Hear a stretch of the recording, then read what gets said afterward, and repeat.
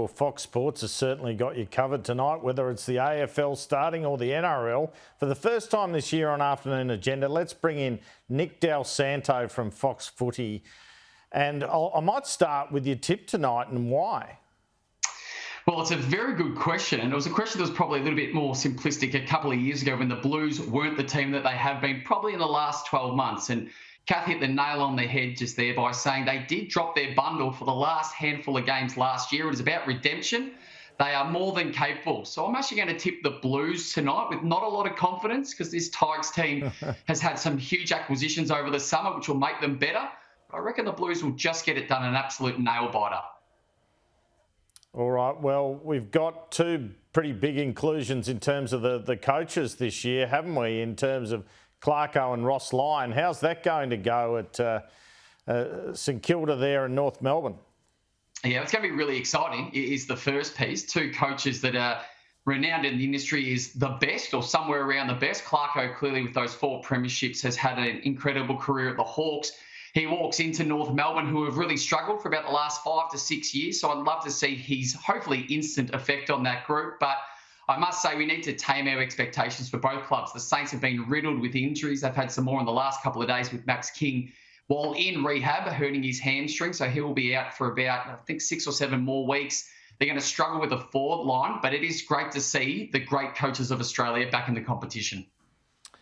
And Geelong, I mean, they were called, I remember Mad Monday, they were out there with the walking canes.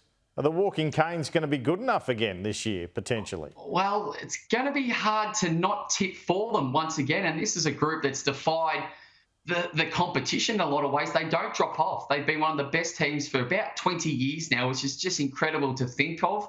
They are the equivalent of the Melbourne Storm in the AFL world. They just continue to go on their merry way.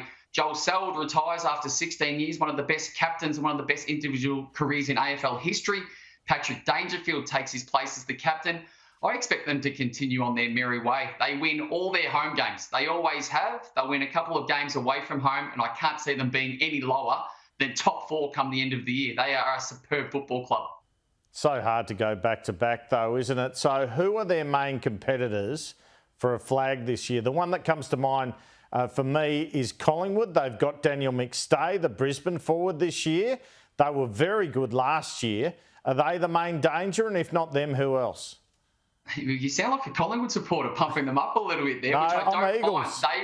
They were incredible last year. I think you're a West Coast supporter. That's right. That's right. They were incredible last year, the Pies. I wouldn't be surprised if they actually slipped back a little bit. They won so many games by under a kick, and law of averages says they probably can't continue winning all of those 50-50 games. So I think they still play finals, but I can see them going back a small margin. But I think the main rival for the Cats has to be the D's. I've watched a couple of their games live over the summer and the last month. They are exceptional. And I think that they are not the team to beat necessarily, but right in that top echelon come the end of the year. And briefly, the Swans, how do you think they'll go after getting spanked in the grand final? Yeah, I see them different to a lot of ways, or the way that people have spoken about them, because historically teams that get beaten comfortably in a grand final drop off. They have a lot of young players. And if anything, they were premature playing in the grand final last year. I think it was ahead of their time.